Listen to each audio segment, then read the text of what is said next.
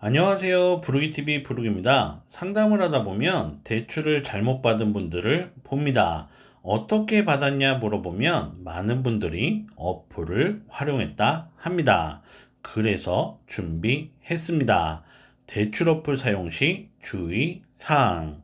카톡 상담 화면입니다. A병원에서 2년째 근무하고 연봉이 3,800 정도 된다 합니다. 이용 중인 대출은 A저축은행에 2천만원, B저축은행에 2천만원, C저축은행 햇살론 1천만원, D은행 햇살론 17 500만원, A사 카드론 300만원, B사 카드론 300만원 사용한다 합니다. 대출 총액이 약 6,100만원 정도 됩니다. 뭐가 잘못됐는지 보이시나요? 모든 대출이 이금융권 대출입니다. 은행보다 이금융권 대출 시 신용이 더 많이 하락합니다. 그걸 알았을까요? 대출 어플은 금리만 비교해 줍니다.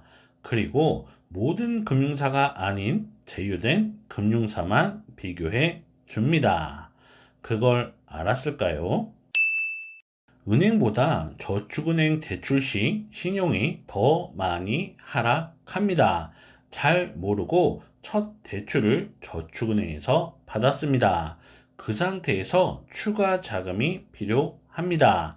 은행을 방문합니다. 신용이 낮아 대출이 안 된다 합니다. 어쩔 수 없이 이금융권 대출을 받습니다. 신용이 또 떨어집니다. 이렇게 반복될 수 있습니다. 그래서 돈이 필요할 땐 금리만 비교해주는 대출 어플이 아닌 주거래 은행부터 알아봐야 합니다. 주거래 은행과 다른 은행들을 먼저 확인하고 안 될 때 보조적인 수단으로 대출 어플을 활용해야 합니다. 참고로 은행보다 캐피탈 카드사보다 저축은행 사용 시 신용이 더 많이 하락합니다. 대출은 금리만 보고 선택하면 안 됩니다. 대출을 잘못 받을 경우 신용이 과하게 떨어질 수 있습니다.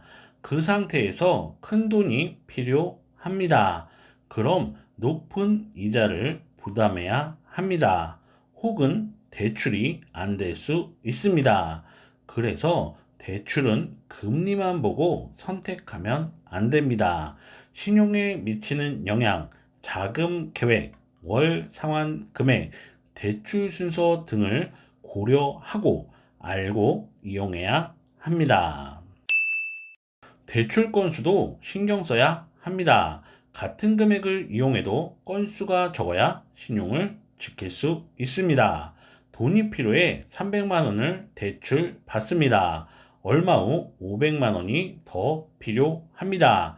그럴 땐 800만 원을 대출받아 필요한 500은 쓰고 남은 300으로 전에 받은 대출을 갚습니다. 이렇게 해야 대출 건수가 늘지 않고 금액만 늘어납니다. 그렇게 금액만 늘리고 건수를 늘리지 않아야 신용이 관리됩니다. 참고로 이런 경우엔 필요한 금액만 대출 받습니다. 전에 받은 300은 은행 대출입니다.